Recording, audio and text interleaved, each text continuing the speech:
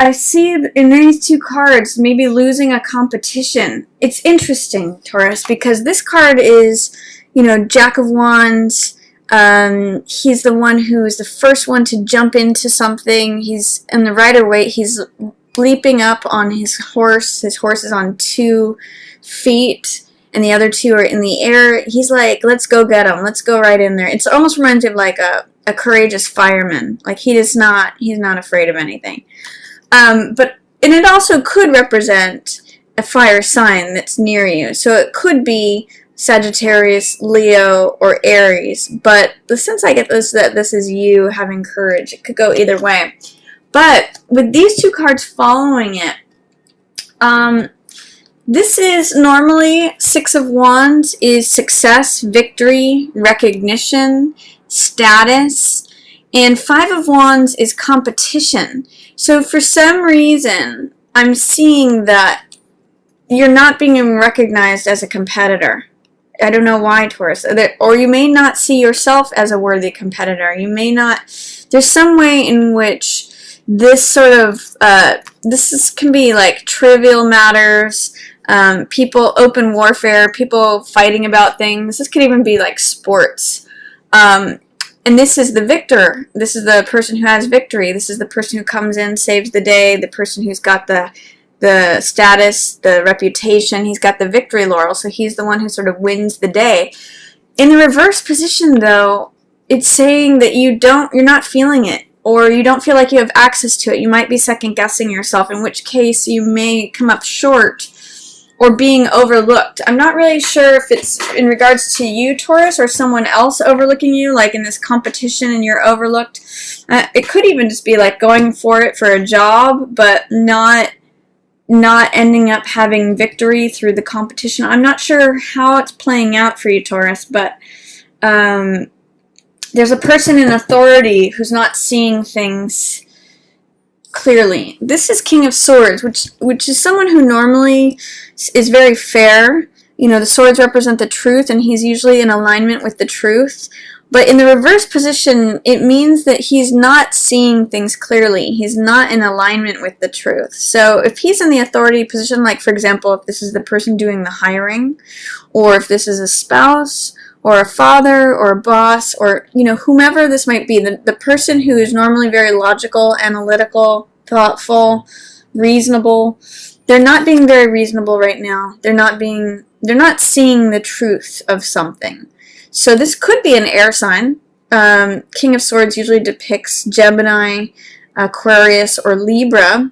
So if it's someone that you're involved with who is an air sign, this is more than likely them. They're just seeing things from a different point of view. They're looking off here. They're not seeing this. So they might just be consumed in their own thoughts, their own truth, their own whatever's going on with them. They're not their usual self, is what I'll say. Or it could just be someone who has the archetype of King of Swords. So someone who's normally very logical, reasonable, analytical, knowledgeable, makes good decisions, thinks things through, considers both sides of the matter. He may not be doing that right now. He's kind of off in his own head, is the sense that I get. In the middle of the month, you have, this is collaborative efforts, 3 of Coins. 7 of Cups is decision making, being seduced by things that are attractive but maybe aren't necessarily what they appear to be. Jack of Swords is like another crusader. He's sort of like Jack of Fire, but he's more like rational. This guy's more about action, and this guy's more about ideals. So I'll talk more about that when I go through this, but I'm just giving you a quick synopsis of each one of these. And then this is Lovers. So this is intimacy, this is vulnerability, this is openness with someone else. I'll go through them each one by one. Right now, 3 of Coins is having some challenges. You might be having some challenges working in collaborative groups, collaborative efforts. 3 of Coins in the upright position means group projects. And it can also be the artist card or the artisan card. It's creativity, group workings. In this card, there's normally the worker that you see here, and representing one of these coins, and then also the architect who's designing the building, and then the person who's going to live in it or use it, in this case in the church. So group projects might feel a little heavy right now or daunting, or it's not favored right now. It's not something that you feel like doing or participating in.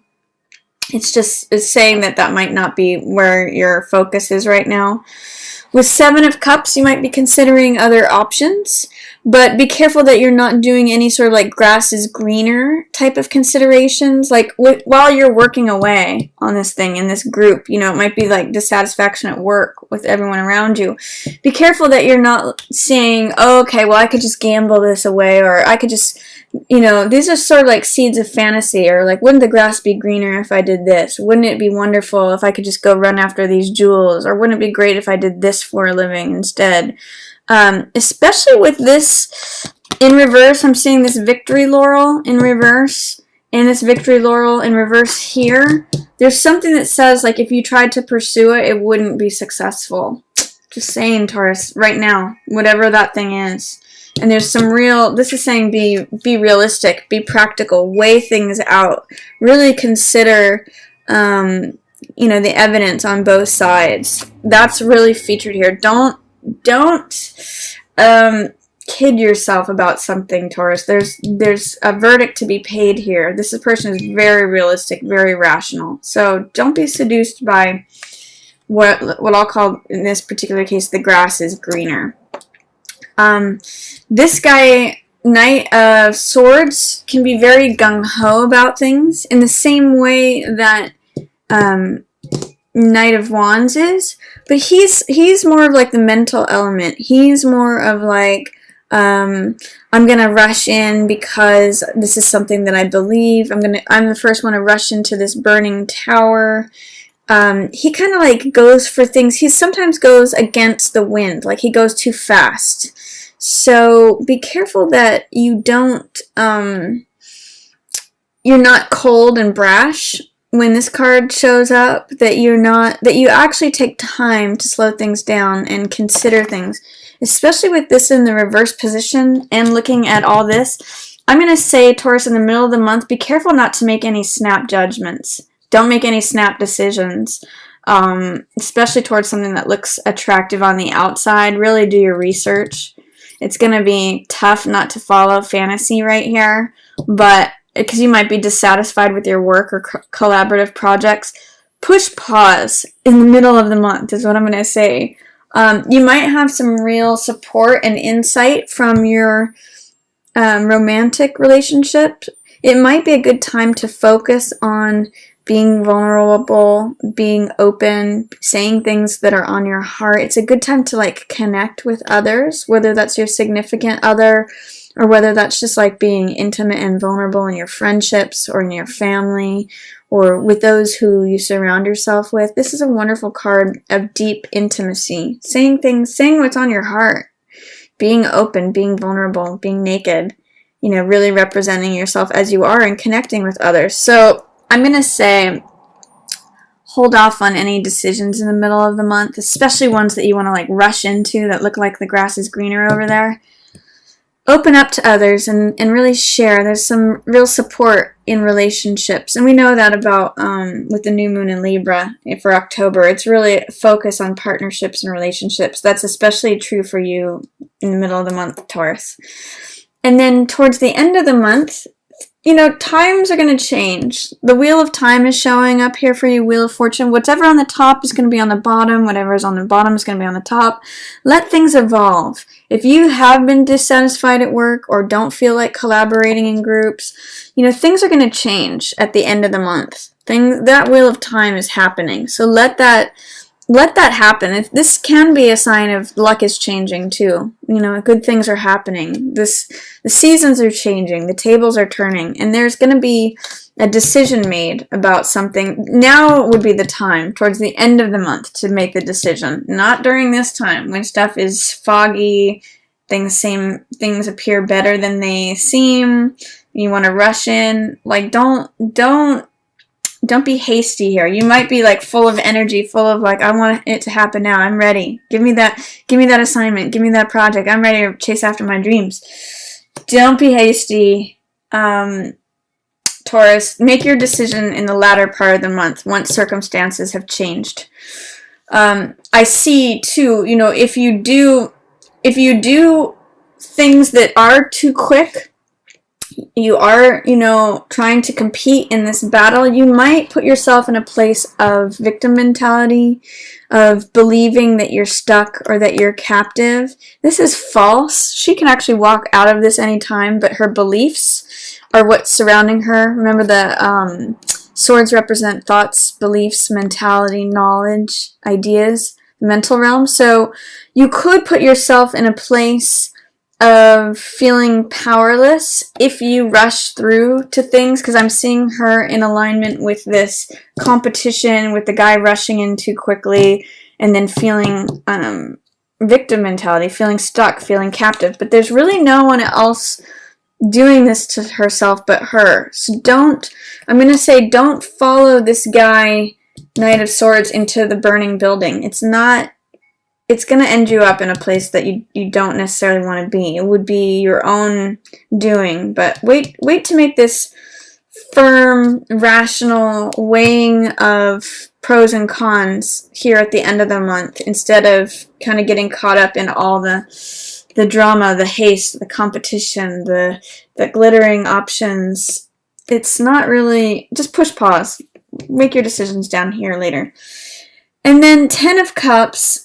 In the reverse position, 10 of Cups is, you know, feeling full. This is a card that is about joy, completion, family, peace. You can see Cups represent the heart, and so this is like the heart being filled. In fact, it's the most amount of hearts, the most amount of emotion on a card, feeling like that relationship is nurturing you, feeling like your family is solid. You know, it's like the end of the rainbow where everything happens and it's wonderful.